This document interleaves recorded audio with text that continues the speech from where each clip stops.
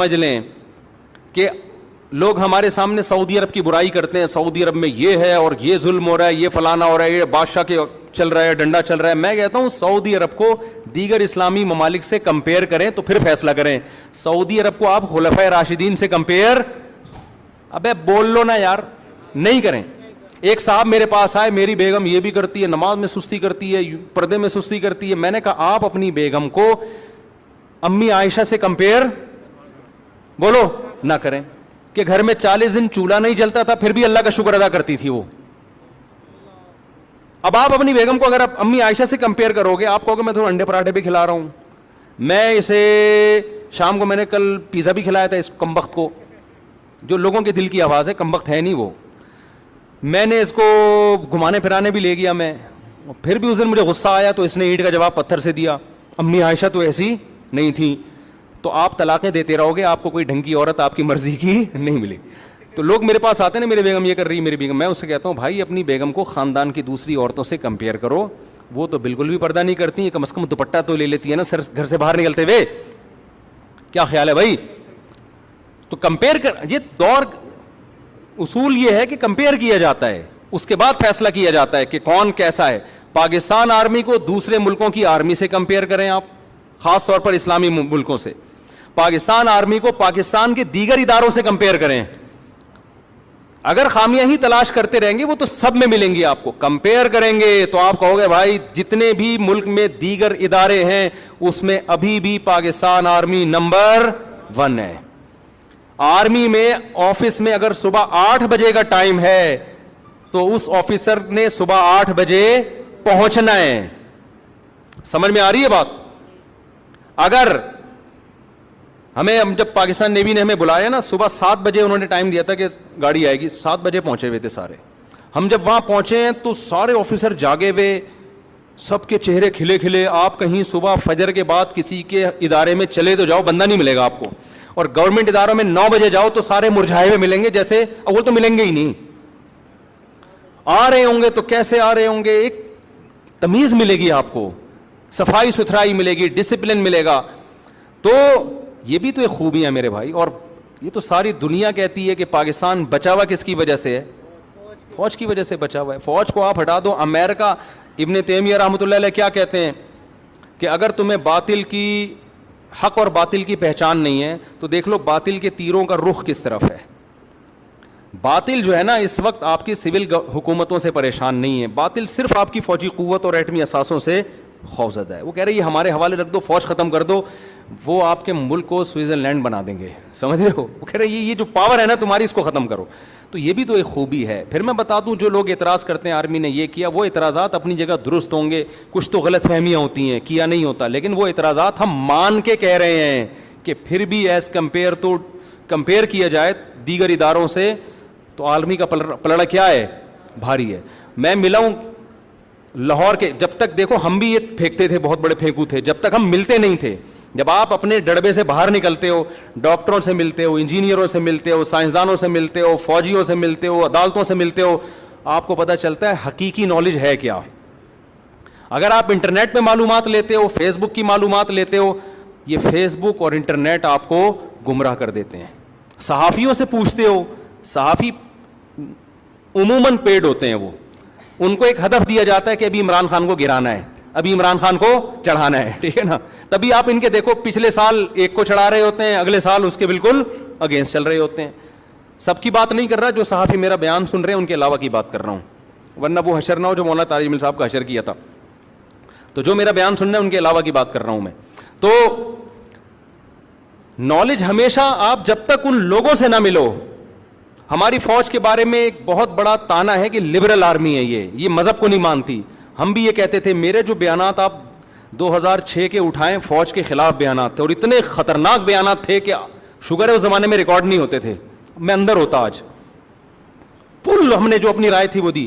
ہم جب چلے پھرے تو ہمیں اندازہ ہوا کہ ہمارا وہ گمان غلط تھا, وہ گمان غلط تھا. پاکستان نیوی نے میرے شاگردوں کو, میرے اس لیے کہہ رہا ہوں کہ میرے اسپیشل نہیں تھے, یعنی اور بھی علماء کے شاگرد تھے, میرے کا مطلب مجھے یقین سے کہہ سکتا ہوں, ہمارے شاگرد جو عالم تھے کمیشن آفیسر بھرتی کیا ہے ان کو. یار دنیا کی کسی آرمی میں مولوی کا کوئی مقام ہے؟ کہ اس کو کمیشن آفیسر بھرتی کیا جا رہا ہو صرف مذہب کو مذہبی موٹیویشن کے لیے. تو یہ بھی تو ایک خوبی ہے. میں کور کمانڈر سے ملا لاہور کے. اچھا میں فوجیوں سے ملتا بھی نہیں ہوں, کہیں ملی ہوئی تصویریں آ جائیں تو سمجھ لو فوجی نے مجھے اپنے آپ سے ملایا ہے بٹھانے کے لیے. مجھے شوق نہیں ہے سرکاری عہدیداروں سے ملنے کا. کور کمانڈر سے بھی ملاقات ایسی ہوئی کہ وہ پیغام بھجوایا کہ وہ میرا بیان سنتے ہیں تو بڑا شوق ہے ملنے کا. کئی بار مجھے کہا کہ آپ لاہور آئیں تو ایک ویسے ہی سلام دعا کے لیے, میں نہیں گیا. کئی بار میں لاہور گیا پھر بھی نہیں میں ملا. میں نے کہا ایسے میری تصویریں آ جائیں گی لوگ کہیں گے فوج کے آدمی ہیں, لیکن میں نہیں, مجھے کوئی لینا دینا نہیں ہے.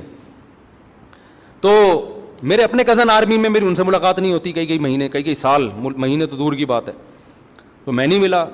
بہت سے لوگوں کو پتہ چلا, انہوں نے کہا نہیں آپ ملوائیں ہمیں. میں نے کہا میں خود نہیں مل رہا, میں تمہیں کیوں ملاؤں.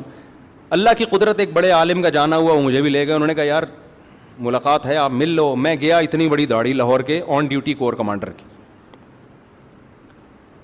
کور کمانڈر بڑی چیز ہوتا ہے بھائی.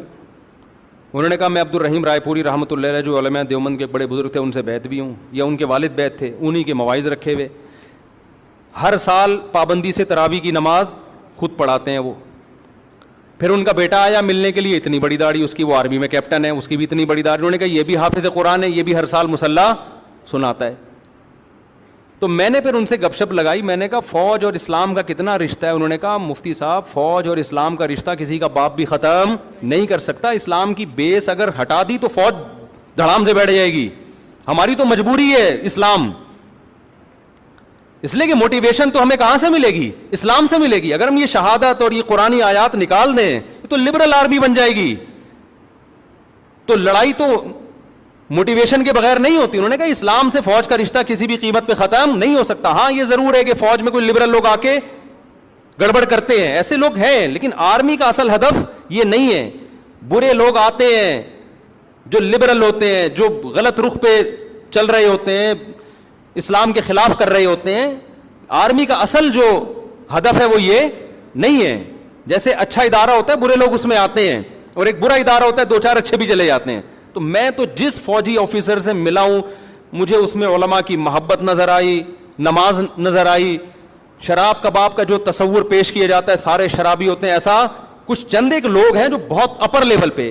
ادھر ایک لیفٹنٹ کمانڈر مجھ سے ملنے کے لیے آیا کہ میرا کورٹ مارشل ہو گیا ہے لڑکیوں سے ناجائز تعلقات کی بیس پہ. پاکستان اگر آپ دیکھو فوج کے خلاف بولنے سے ایک بڑا نقصان کیا ہوگا, موٹیویشن نہیں ملے گی ہمارے فوجیوں کو جو بارڈر پہ لڑ رہے ہیں. لوگ کہتے ہیں وہ تو جو لڑ رہے ہیں ہم ان کو تھوڑی ڈی موٹیویٹ کر رہے ہیں, ہم تو افسروں کو کہہ رہے ہیں. جب افسروں کی برائی آپ کرو گے تو انہی افسروں کے آرڈر پہ تو وہ بارڈر پہ لڑ رہا ہے نا. میں سمجھا پا رہا ہوں اپنی بات. اور دوسرا وہی فوجی تو ترقی کر کے پھر کیا بنتا ہے, وہ گدے پہ بیٹھ کے تھوڑی ایک دم چیف آف آرمی اسٹاف بن گیا. ابے پہلے بھرتی ہوتا ہے, اس کے بعد اس کے رگڑے لگتے ہیں, اس کے بعد اس کی تشکیلات ہوتی ہیں, پہاڑیوں پر ٹائم لگاتا ہے, بم دھماکے سنتا ہے, اس کے بعد آہستہ آہستہ چیف بنتا ہے نا. اب آپ اس چیف کی لائف دیکھ رہے ہو, زبردست لینڈ کروزر میں گھوم رہا ہے, ادھر جا رہا ہے, ہیلی کاپٹر میں گھوم رہا ہے. او بھائی یہ یہاں تک پہنچنے میں بڑے پاپڑ بیلے ہیں اس نے. یہ بالکل ایسے جیسے لوگ مجھے کہتے ہیں مفتی صاحب ریوو میں گھوم رہے ہیں اور 6 گارڈ پیچھے بیٹھے ہوئے ہیں, یہ دیکھو لگژری لائف اسٹائل ان مولویوں کا. آپ بن جاؤ مولوی, پھر کس نے منع کیا ہے آپ کو؟ لگژری لائف اسٹائل تو ہر آدمی کو چاہیے ہوتا ہے نا, تو بن جاؤ نا. آپ کو پتا ہے بھائی پہلے مدرسے کی چٹائیوں پہ 8 سال گزارنے پڑیں گے. ہم نے 8 سال دال کھائی ہے الحمدللہ. ایک دن مرغی پکتی تھی ہمارے مدرسے میں. مدرسے والے کہیں ناراض نہ ہو جائیں, وہ تو ہم لوگ کی برائیاں کر رہا ہے. میں جس مدرسے میں پڑھا ایک دن مرغی پکتی تھی, ایک دن مرغی پہ پڈا بھی ہو گیا تھا. وہ ایک نے زیادہ کھینچ لی, دوسرے کے پاس شوربہ آیا تو جھگڑا گیا استاد کے پاس. استاد نے کہا شرم نہیں آتی, مرغیوں کی بوٹیوں پہ لڑتے ہو, آئندہ سے شوربہ ملے گا, بوٹی کسی کو بھی نہیں ملے گی. وہ 2-3 مہینے بوٹیاں ہی بند کر دی انہوں نے کہ تمہیں شرم آنی چاہیے یار, تم بوٹیوں پہ لڑ رہے. 2-3 طلبہ تھے بیچارے, بچے ہیں تو لڑ جاتے ہیں, کوئی مسئلہ نہیں ہے اتنا بڑا. انہوں نے تنبیہ کی, ہم نے کہا یار تمہارے پڈے میں ہماری مرغی گئی. دال کھاتے تھے الحمدللہ, خوشی خوشی کھاتے تھے. 8 سال ہم نے اس طرح گزارے. اس کے بعد بھی ہم نے بائکوں پہ گھومے ہیں, دھکے کھائے ہیں, اور لوگ تانے دیتے تھے کوئی لڑکی نہیں دے گا, رشتہ نہیں ملے گا, پیسے کہاں سے آئیں گے, کماؤ گے کہاں سے, یہ کہاں سے ہوگا, وہ کہاں سے ہوگا. ہم نے کہا بھائی اللہ کھلاتا ہے, اللہ ہم تو کمانے کے لیے آئے نہیں اس فیلڈ میں. بیانات کرنا شروع کیے, لوگ آتے شروع ہو گئے, چینل بن گیا, بات پھیلتی چلی گئی, تھریٹس آنا شروع ہو گئی, ایجنسیوں کی خبریں آنا شروع ہو گئی. بھائی لسٹ میں آپ کا بھی نام ہے, تو گارڈ رکھ لو. کیا خیال ہے؟ اب گارڈ نہیں رکھتے تو بھی مصیبت ہے, گارڈ رکھیں. مجھے تو 4 سال سے قانونی ادارے کہہ رہے ہیں گارڈ لے کے گھومو, پولیس موبائل دینے کے لیے تیار ہے. ہم جو بھی مشہور آدمی ہوتا ہے اس کو حکومتی ادارے دیتے ہیں, جو بھی ہوگا, چاہے وہ شیعہ ہو, چاہے سنی ہو, چاہے اہل حدیث ہو, چاہے دیوبندی ہو. یہ لا ہے, علاقے کے تھانے کی ذمہ داری ہے کہ کوئی بھی مشہور آدمی جس کے قتل کا خطرہ ہو, بھائی تو ادھر سیکورٹی دینی ہے. تو 6 سال سے پولیس والے, رینجرز والے, اپنے لوگ کے یار رکھ لو گارڈ, کوئی پھڑکا کے چلا جائے گا. پھر ہمیں نظر آیا ریکیاں ہو رہی ہیں ہماری, بندے تعاقب کر رہے ہیں, ادھر سے نکل رہے ہیں, ادھر سے ہم ڈاش دے رہے ہیں ان کو. 3 سال 2-4 سال ہماری ریکیاں ہوئی ہیں.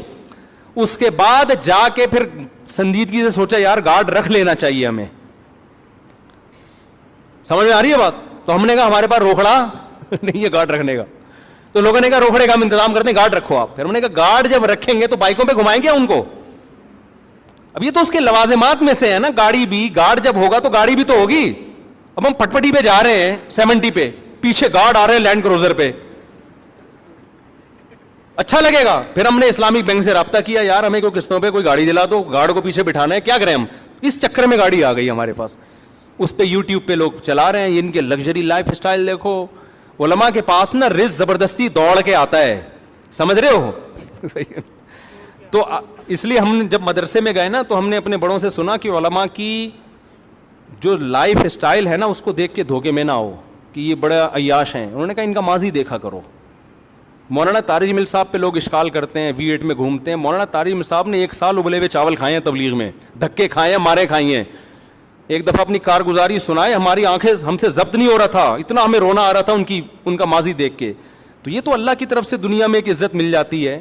اور ہمیں ابھی بھی اگر تھریٹ ختم ہو جائے فوراً گارڈ ہم کیا کر دیں گے, ختم, وہی اپنی پٹپٹی پہ آ جائیں گے ہم دوبارہ سے. اس کا اپنا مزہ ہے یار, W11 کا جو مزہ ہے.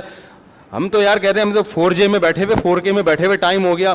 4K میں ہم یہاں سے بیٹھتے تھے, ڈاک یارڈ جاتے تھے. میں ڈاک یارڈ میں بھی پاکستان نیوی میں بھی رہا ہوں. پیچھے پھٹے پہ بیٹھتے تھے ہم, لونڈے لپاڑے ہوتے تھے اسکول کے ہمارے ساتھ. اتنی اسپیڈ سے بگاتا تھا, پھٹا اٹھ کے نیچے گر جاتا تھا. اس کا اپنا مزہ تھا, زگ زیگ گلیوں میں بھاگ رہی ہے. اور بس کتنی بھی بھری ہوئی ہو, دھکے دے دے کے کنڈکٹر گھسا دیتا تھا اندر. پاؤں رکھنے کی جگہ نہیں ہے, کرائے کے لیے اس دروازے سے چڑھے گا, سب سے کرایہ لیتا ہوا دوسرے دروازے سے اتر جائے گا. یہ معجزے ہمیں W11 میں دیکھنے کو ملتے تھے. موبائل غائب ہو رہے ہیں, بچا کے نکل آئے موبائل, اس کی خوشیاں. میں تو لوگوں سے کہتا ہوں ہماری تو نیچرل لائف ہی ختم ہو گئی یار.